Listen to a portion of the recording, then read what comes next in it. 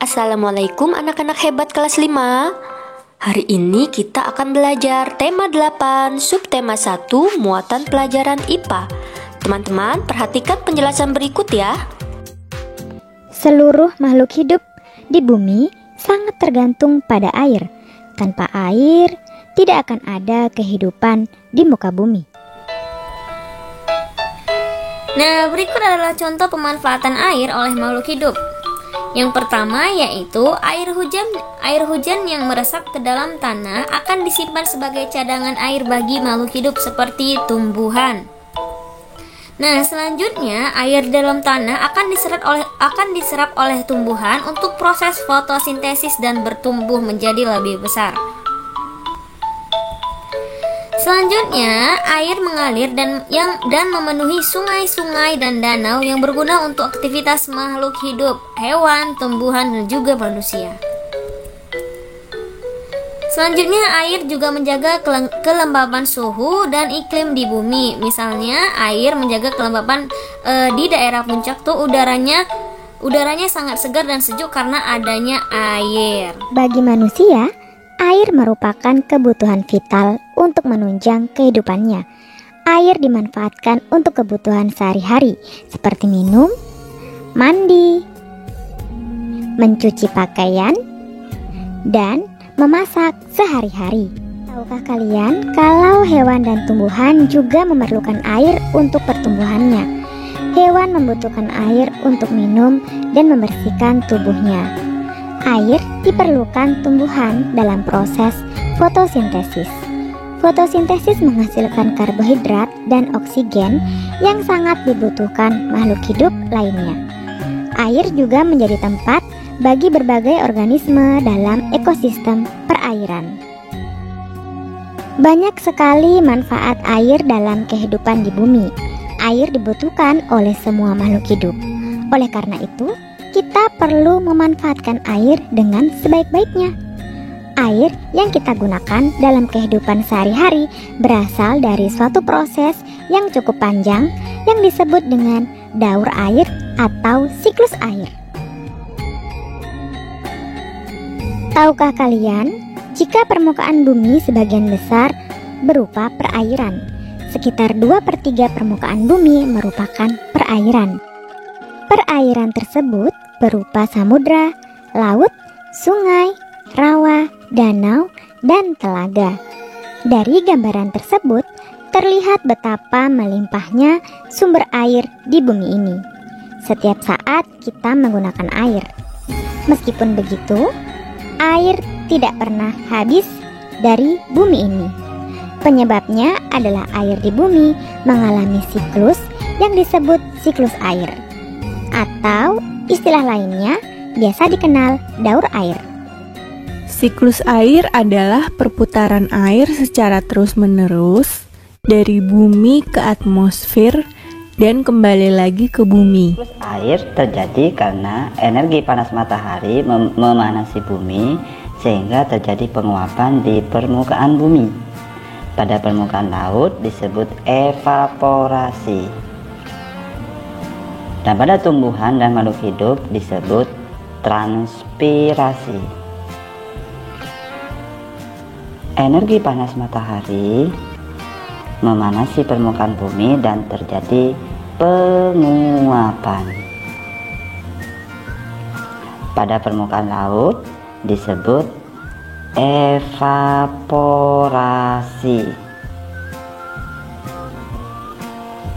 Sedangkan pada tumbuhan dan makhluk hidup disebut transpirasi.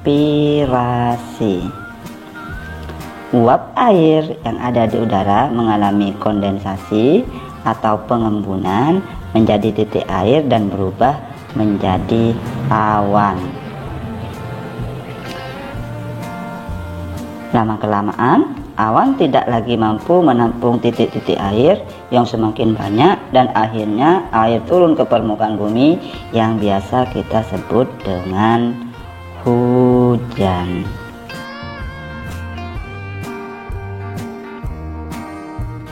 Proses ini dinamakan presipitasi. Siklus air dapat dibedakan menjadi 3, yaitu siklus pendek, siklus sedang, dan siklus panjang.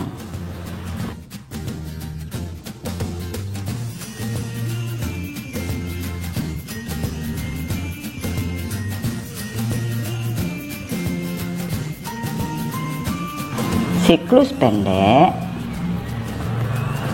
yaitu di mana air menguap dan mengalami kondensasi menjadi awan dan terjadi hujan di atas permukaan laut. Pada siklus sedang, awan akan terbawa angin dan terjadi hujan di darat lalu masuk ke tanah yang disebut infiltrasi, kemudian mengalir ke laut.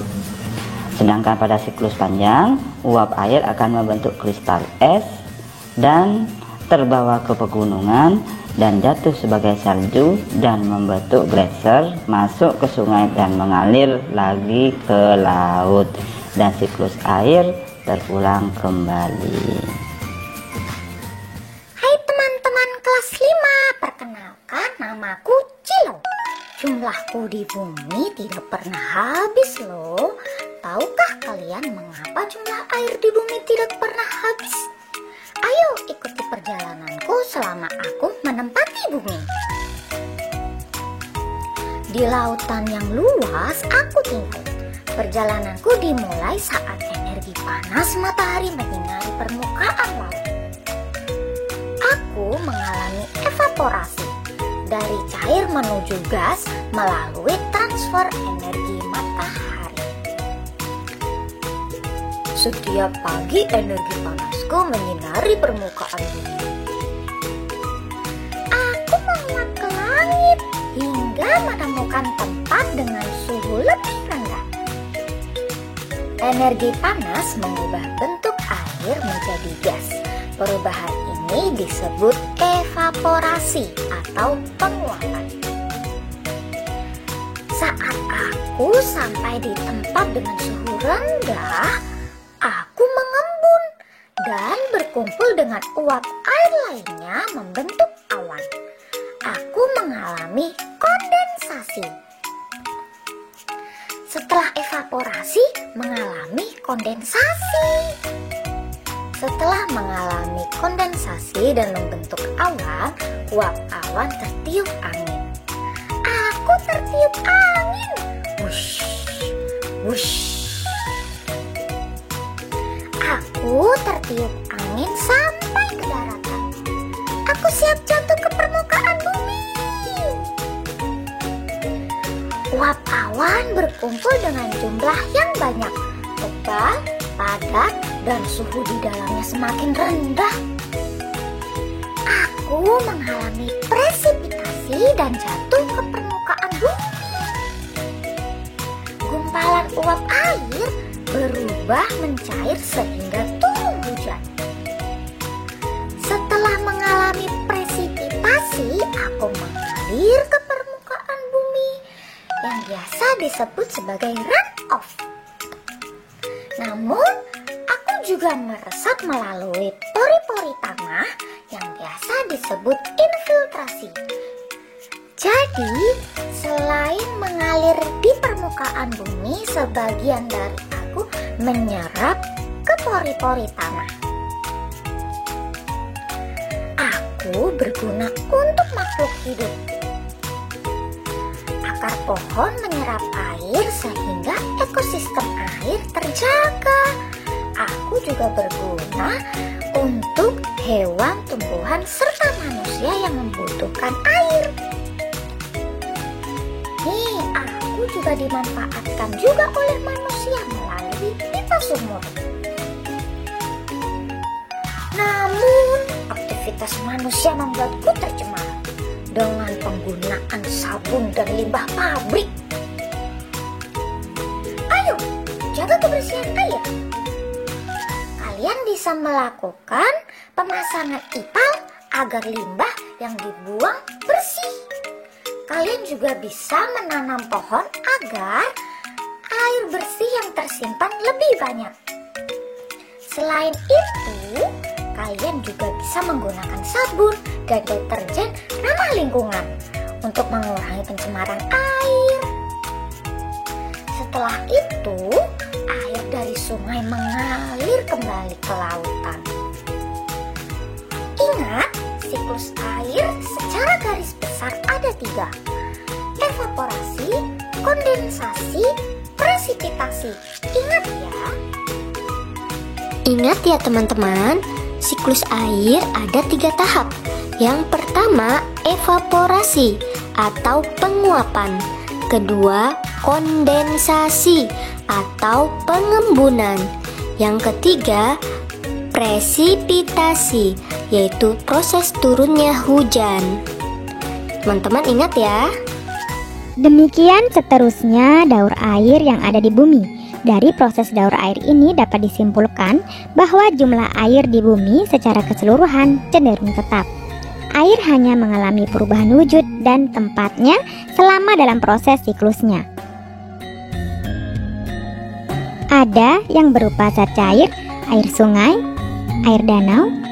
Ada yang berupa zat gas, yaitu uap air di udara.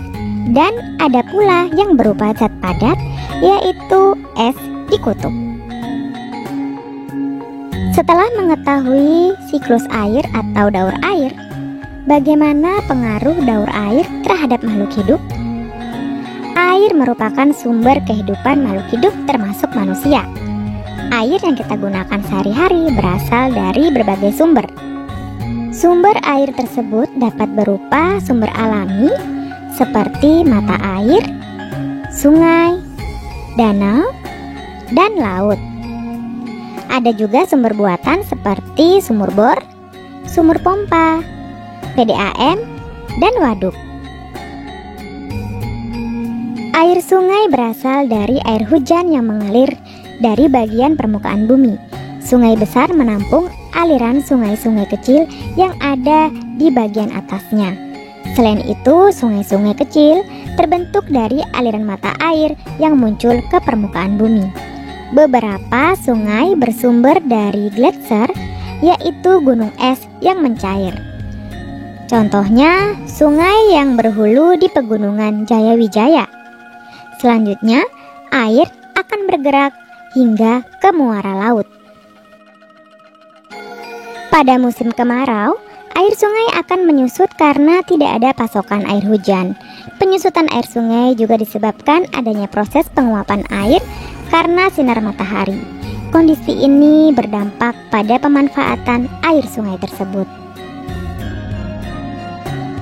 Air sungai dimanfaatkan untuk berbagai keperluan, seperti sumber irigasi pertanian, sumber air bersih, sumber air baku industri, sarana transportasi air, penggerak PLTA, dan lokasi budidaya air tawar.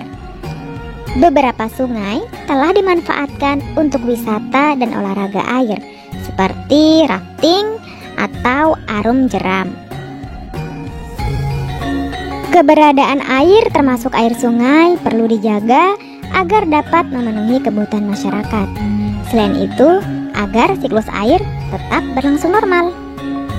Air dapat menjadi barang langka apabila terjadi musim kemarau. Sebaliknya, air juga dapat menjadi bencana jika berlebihan. Air yang berlebih dapat mendatangkan bencana banjir. Pada saat musim hujan, jumlah air melimpah hingga menjadi banjir. Banjir terjadi karena air tidak meresap ke dalam tanah dan menjadi air tanah. Apakah kalian telah memahami manfaat air serta siklus atau daur air? Tugas hari ini, buatlah gambar terjadinya siklus air. Contoh gambar ada pada buku Bu Pena 5D halaman 8. Buatlah di kertas HVS atau buku gambar. Teman-teman buat dengan bagus dan menarik ya, dan diberi warna. Semangat belajar anak-anak hebat.